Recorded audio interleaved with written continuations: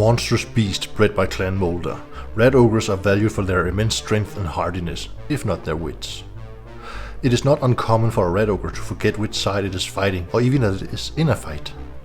Still, the terrifying might of a Rat Ogre is too enticing for even Clan Eshin to resist, and many of these brutes have been bought by the warbands in Mordheim.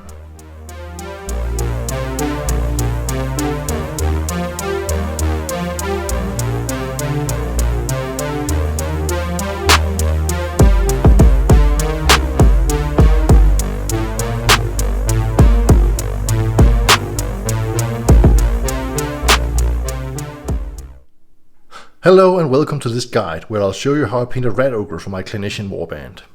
This miniature is composed mainly of skin, so that will be the focus of this video. I have assembled the Rat Ogre and removed mold lines, so we are ready to prime the beast. I'll go for a natural color, which is good for painting skin, so I'm choosing Sandy Dust for this project. However, you should go with whatever undercoat you prefer. We will be using a few contrast paint in this video as well.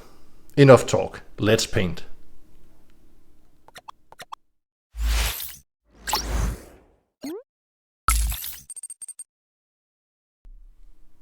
The undercoat is dry and we are ready to paint. I am starting with the fur, and I would like to use a contrast paint here, so I'm starting with a base coat of grey cere. Now if you are painting this same model, just take your time and look all over it. There is fur in strange places. So.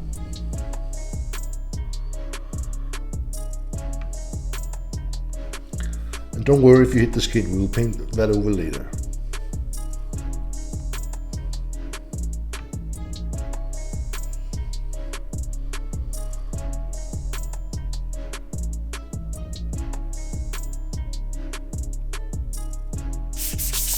The fur has now been painted with the grey cere. There was quite a lot of it. I would say roughly 1/3 of the miniature is pure fur. Next I'll add a contrast paint, and I'll add Gorgrunter fur. I've added some to my palette. I'm not diluting it, I'm just added it so I can better control how much I get on my brush. And just add it all over the fur.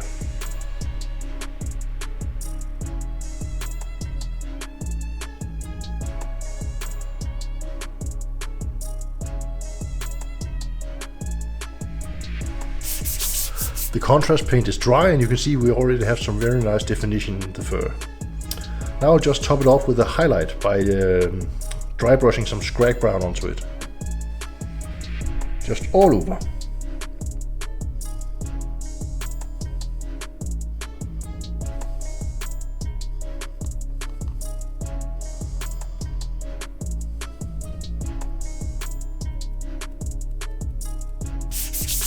And with that, the fur is complete.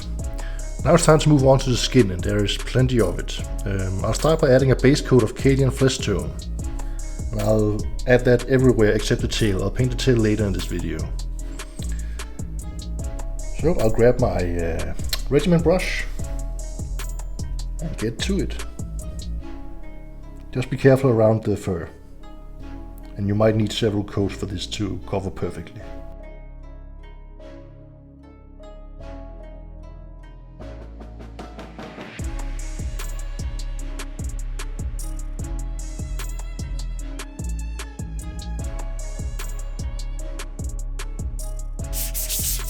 Okay, I finished applying the Cadian flesh tone and the skin looks very well flat. But we're going to change that.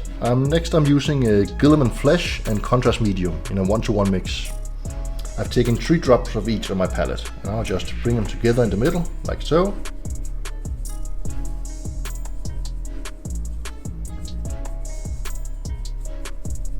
And just apply it all over the skin.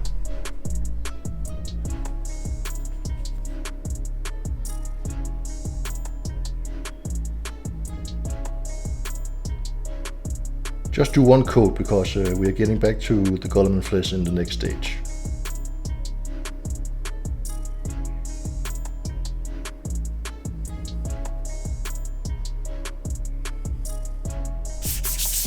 The contrast paint has been applied and it has certainly added some definition. Next I'm going to add a second layer of the exact same mix, but I also got some pure Guilliman flesh on my palette for the deepest recesses. So for example, I'm going to paint over his arm. And you can see he has some very defined muscles right here. So I'm going to clean my brush, take some pure Golem flesh, and paint it directly into the recesses to really make it stand out.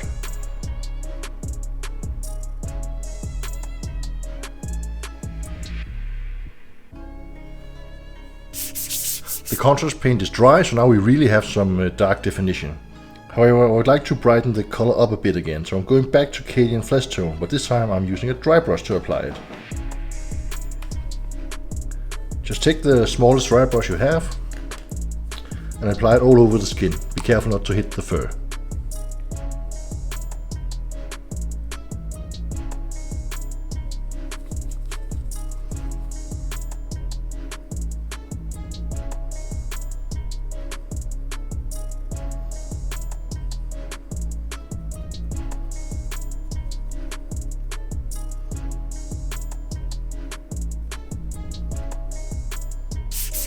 Following that, I'm going to do the exact same thing, but this time with the Kislev flesh.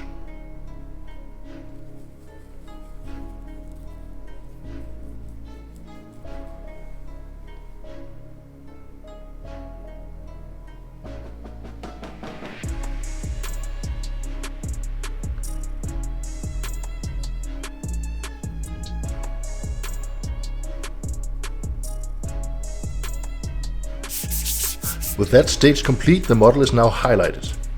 Next I'm going to paint the thing we've all been waiting for, the nipples.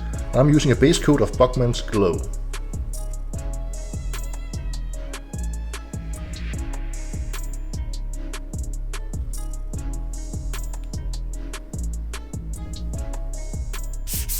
Following that, I'm going to darken the recesses even more, and I'm using a 1-to-1 mix of Fyreslayer Flesh and Contrast Medium. What I want to do this time, however, is to blend it. So for example, there's a recess right here. I'll apply the paint, then quickly wash my brush, make sure to stamp, and then at the edges blend it into the surrounding area.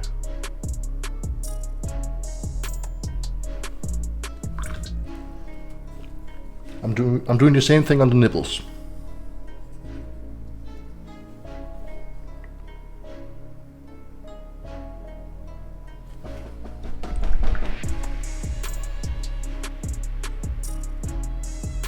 Darken them even further. When it comes to the feet, I'm being a bit more generous with the Fyreslayer flesh to make them look worn.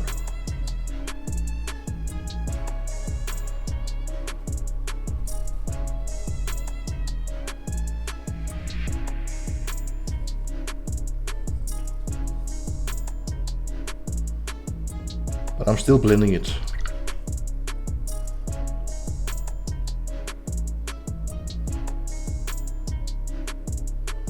Do this all over the model.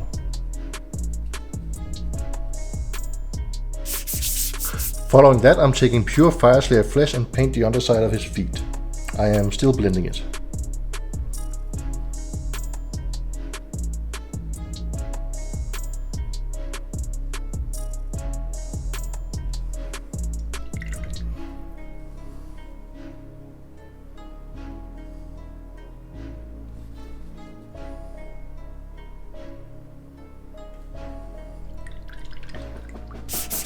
His feet are now looking very dirty. The next step is to add another highlight of Kislev flesh, but this time I'm not dry brushing it all, I'm painting it all directly.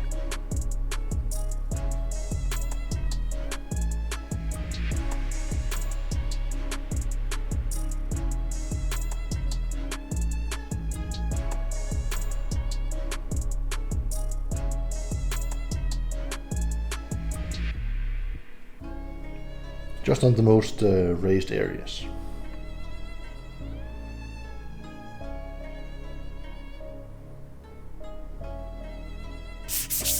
And finally, I'll add an extreme edge highlight of Flayed One flesh.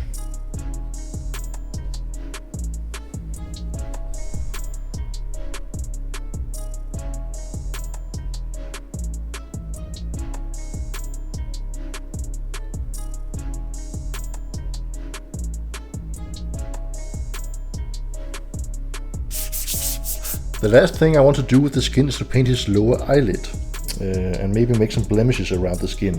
And for that I'm using a 1:1 mix of Druchii Violet and Lamian Medium. What you want to do is to add it where you want a blemish and then blend it like we did earlier. For example here. The color is very subtle.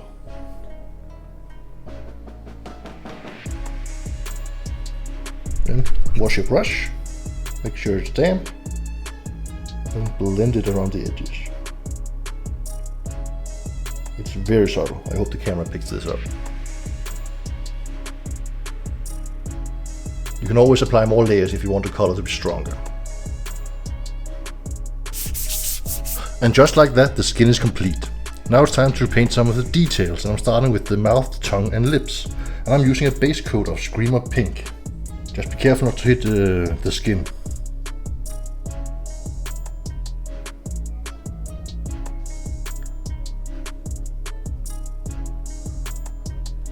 Paint the tongue and the inside of the mouth, and also his lips.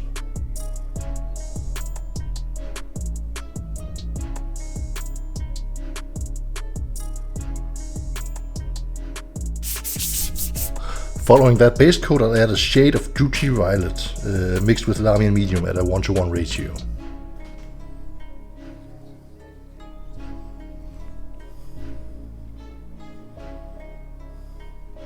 Just to add a little definition.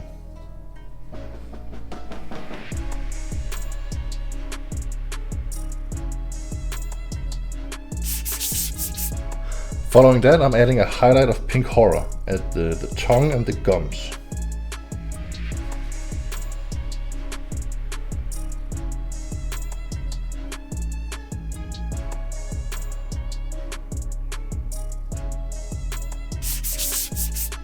And finally, I'll add a fine highlight of Screaming Skull just to the tongue.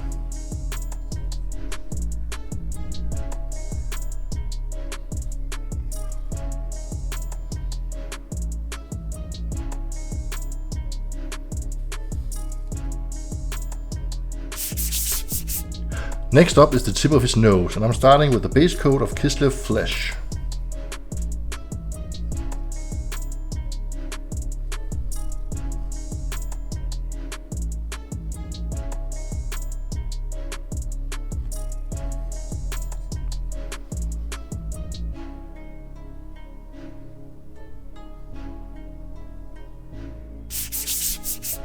I've made a 1:1 mix of Kislev Flesh and Pink Horror on my palette. Now I'm just going to layer this all over the nose.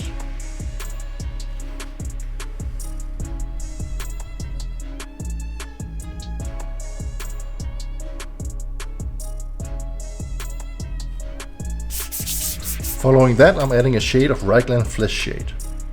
Make sure to get this shade into his nostrils.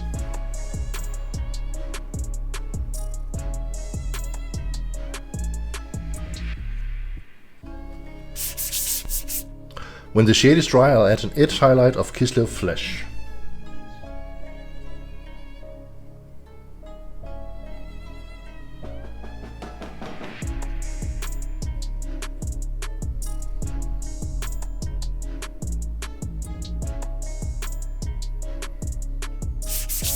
And the last step is to add some Screaming Skull to the very pointy end of his nose.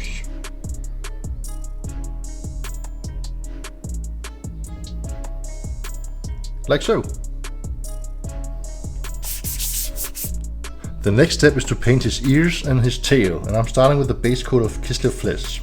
Only the inside of the ears, of course.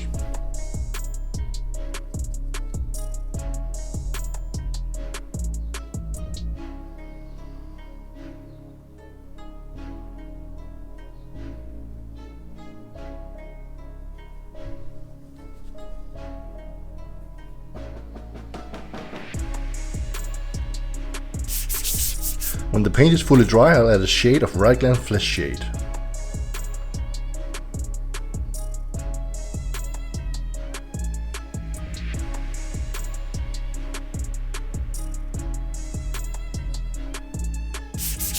I have given the shade plenty of time to dry. Now I'm going back to Kislev Flesh, and I will add it as a layer this time, meaning I will avoid any recesses.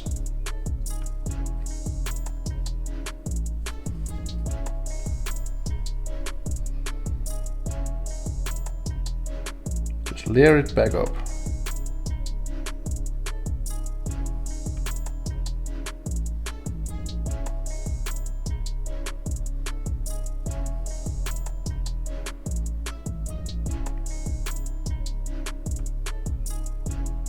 Do the same with the ears. Following that layering, I'll add a highlight of flayed one flesh. I'll apply it near the recesses on the tail.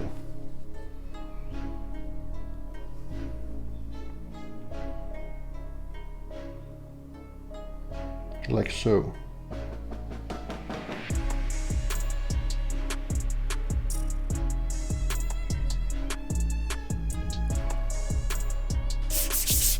Following that, I'll once again grab my Screaming Skull and add a fine highlight of, Screaming Skull, just across the flayed one flesh. Let's make it pop a little more.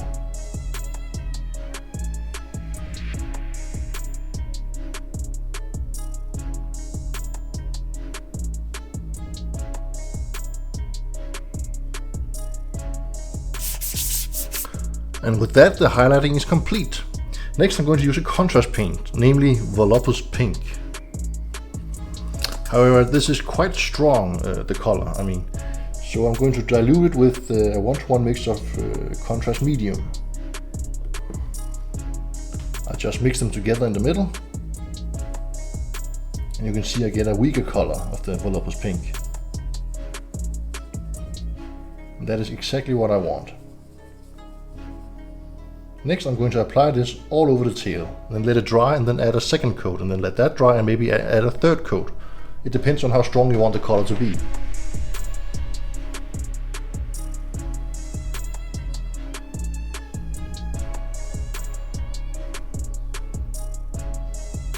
Do the same with the inside of his ears.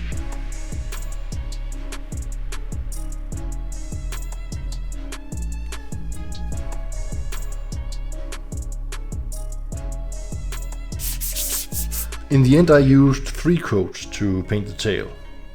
Next up is the teeth and the claws, and I'm starting with the base coat of Ushapti Bone.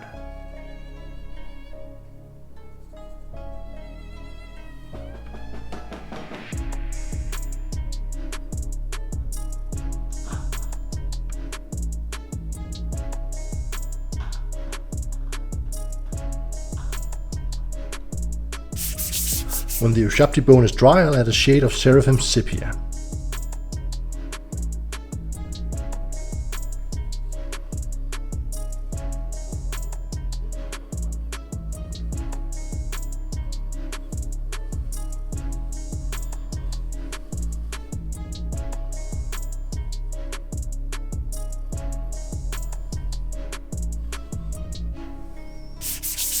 Following that shade, I'm going back to Ushapti Bone to layer back up the color. Just avoid the recesses.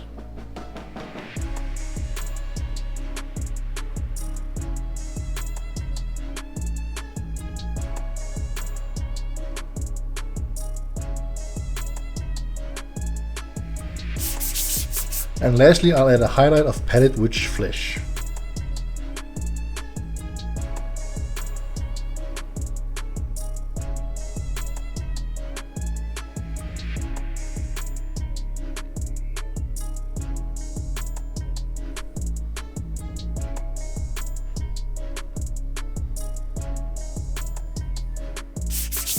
Next up is the Loincloth, and I'm starting with a base coat of Corvus Black.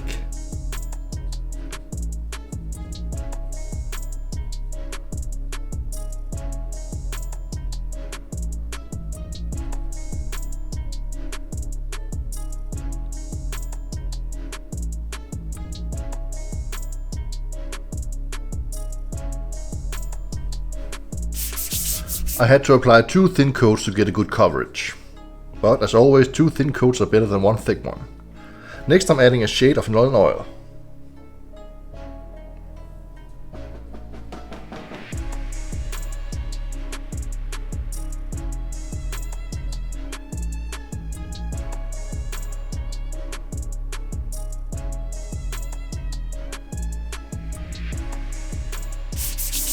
Following that, I'm going to layer it back up with Corvus Black.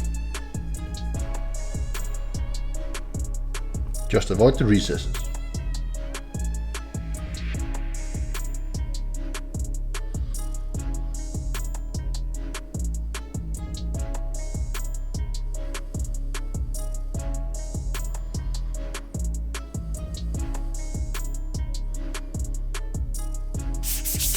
The next step is to add a highlight of Dark Reaper.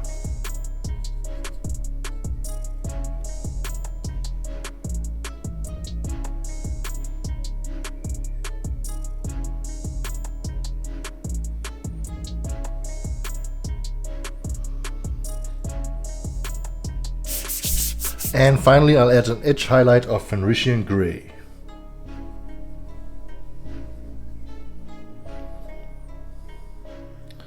I'm using the side of my brush.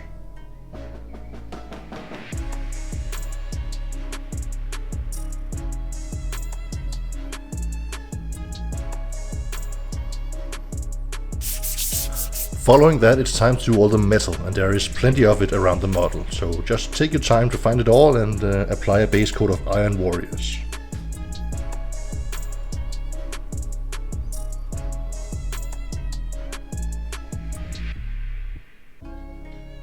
Just be as neat as possible and be careful not to hit the skin.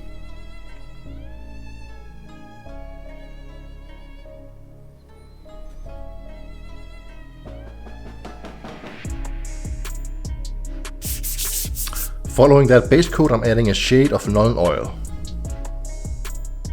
Once again, be careful not to hit the skin.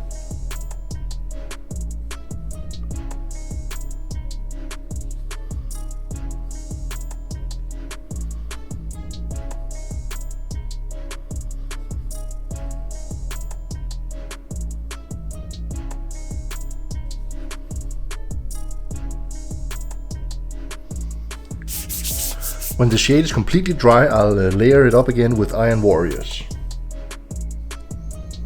Just remember to avoid all the recesses.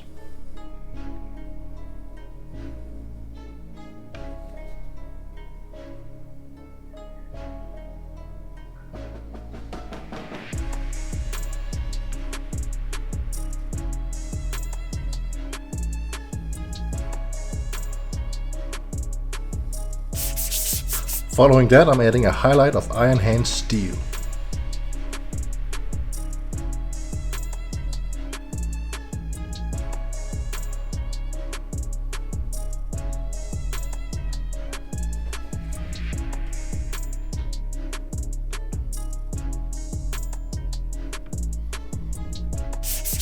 Following that, I'm adding a fine highlight of Stormhost Silver.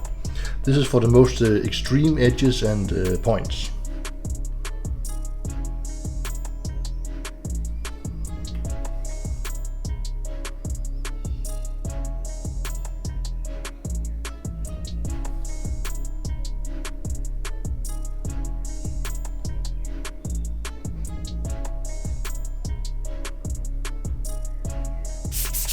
And just like that, the metal is complete. Now, whenever you finish using a metal paint, it is a good idea to change the paint water, because those little metallic flakes can get into the water and onto other paints. Now I'm going to dirty all the metal down by adding a shade of Agrath Earthshade.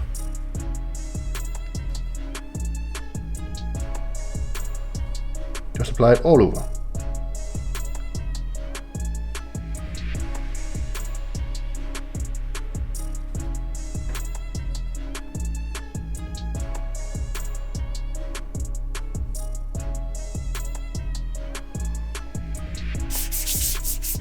Next up is the arm binding on his left arm, and I'm starting with a base coat of Ushabti Bone.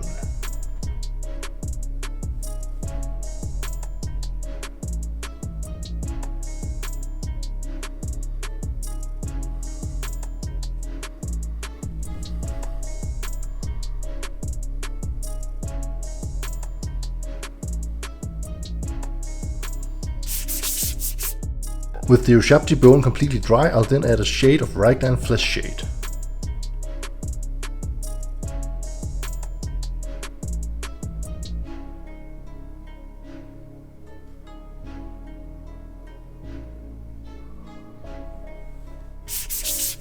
When the shade is completely dry, I'm going back to sharp debone to layer it back up, but I am essentially glazing it on, meaning that I have thinned it very much so it is practically transparent.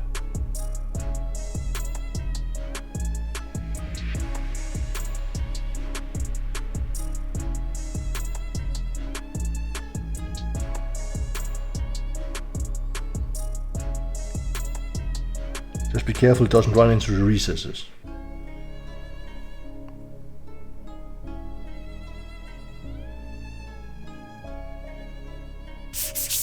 Now, because I glazed it on, you can see that it has become brighter, but I can still see much of the raglan flesh shade, making it look quite dirty, which is what we want.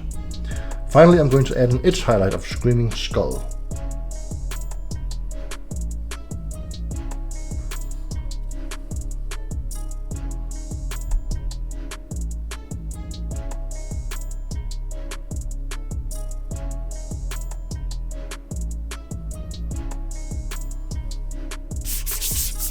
This miniature has a Skaven symbol hanging across its loincloth.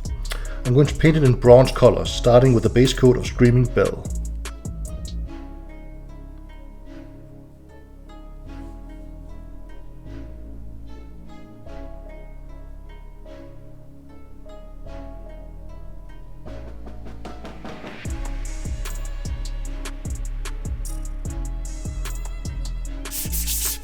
Following that base coat, I'll shade it with raglan flesh shade.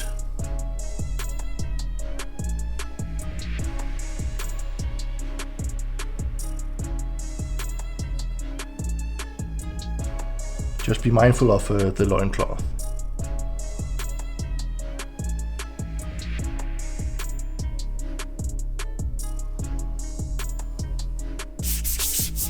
Following that, I'm going back to Screaming Bell to layer it back up, only across the surface of the symbol.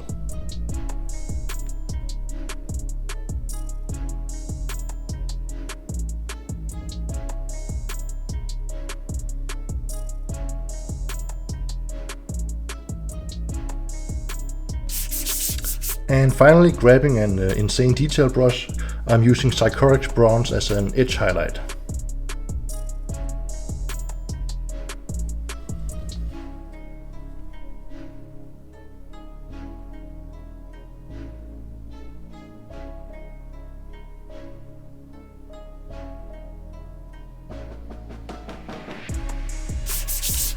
With the bronze complete, we are moving on to the leather, and by that I mean his belt and the two leather straps around his shoulders. I'm using a base coat of Mordheim Brown.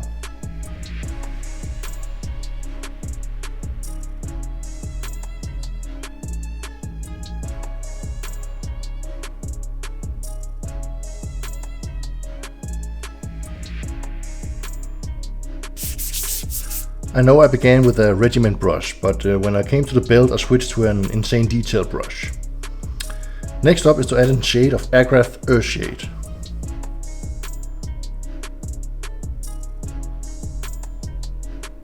Just nice and easy and don't hit the skin or the fur.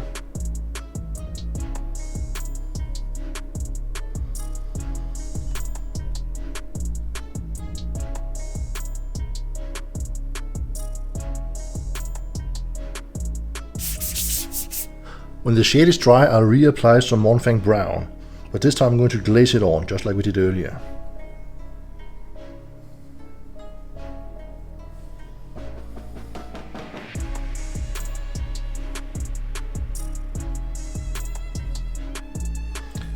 This will brighten up the color, but still make it look dirty.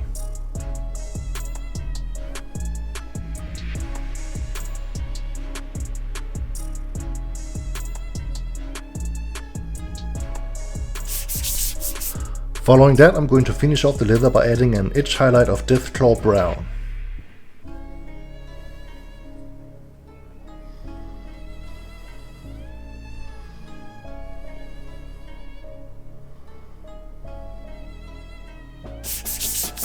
Next, I'm moving on to a more fun part of the miniature, and that is all the mutations you see around the model. There are the obvious ones on the back.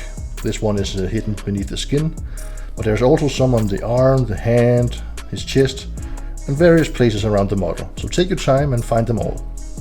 I'm starting with a base coat of Caliban Green.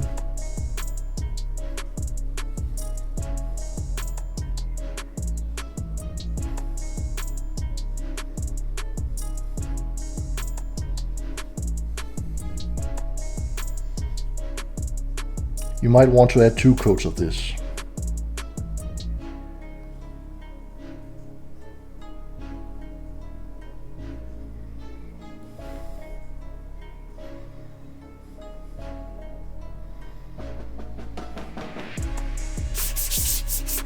I even found 3 mutations on his tail. Next I'm going to add some definition by adding a shade of Nuln Oil.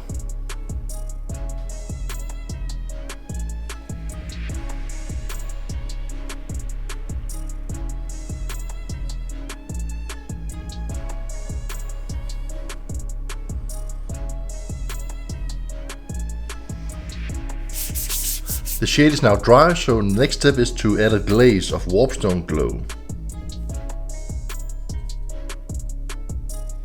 Just avoid the recesses.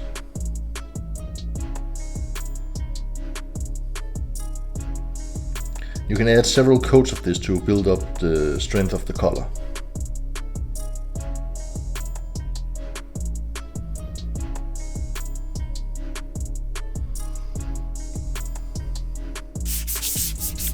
The miniature has these veins moving up across the mutations. He even got a vein coming out of his right arm. I'm going to paint those with Moot Green.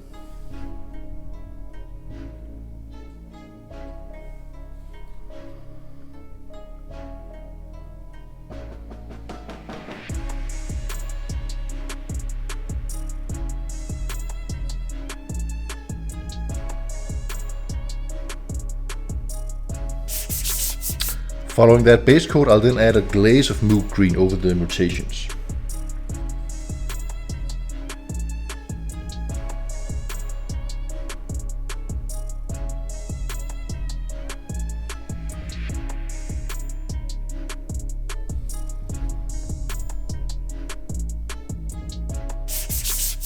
Next I'll grab a little white scar and add some dots over the Moot Green to make it look like the mutations are just about to pop. Really gross.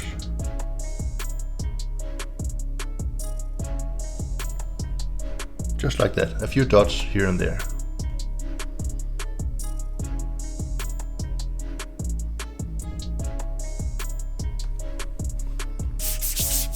And lastly, I'm adding some art coat straight from the pot to make it look glossy.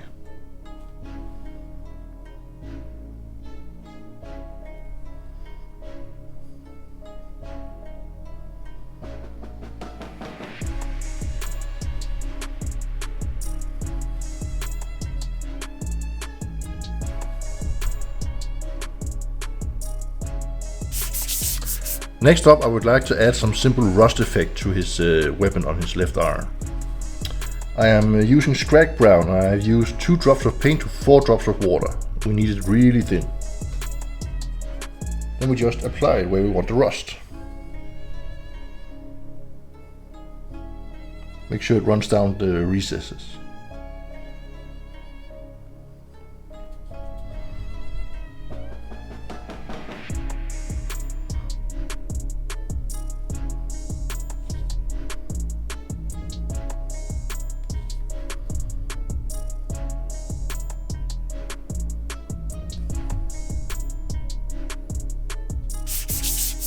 And just like that, we got some simple rust effect. Now this poor Rat Ogre got scars everywhere. On his legs, his butt, his back, his front. And I'm going to paint over that using a contrast paint, Flesh Terror's Red. I'm using it straight from the pot.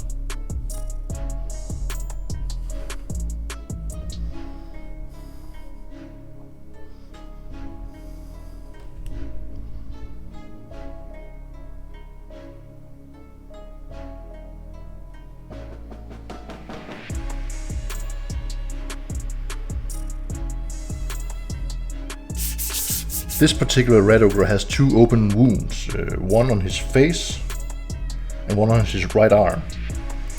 I'm starting by painting some corn red onto the recesses.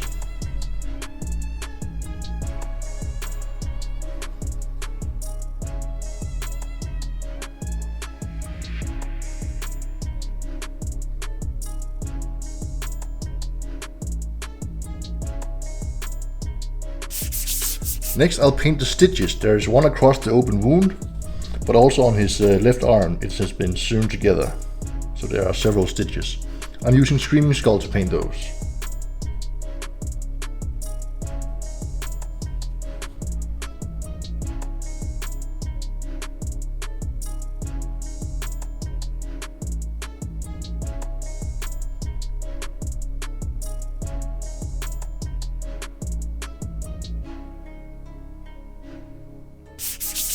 Following that, I'm using blood for the blood guard to paint over his open wounds. You can use as much or as little as you want of this. I'm using a little bit to make it look, well, subtle.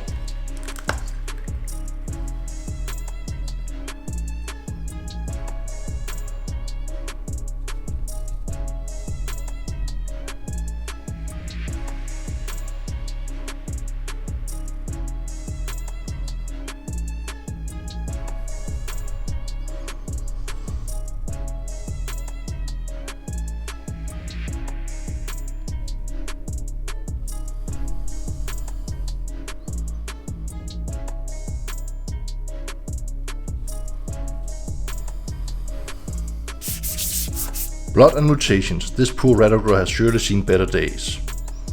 Next I'm going to paint in the eyes. I'm using Evil Sun's Scarlet.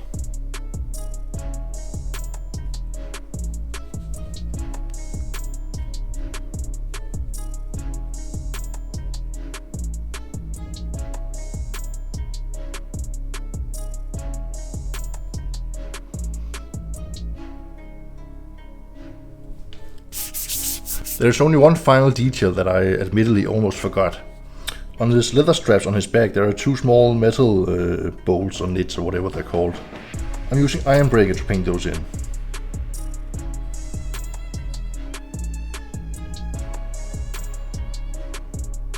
Following that, you only need to varnish the model.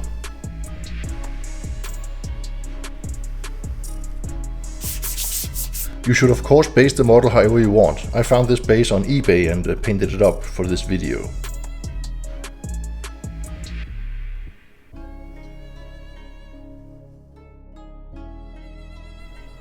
And just like that, we have a Rat Ogre ready to ravage the streets of Mordheim.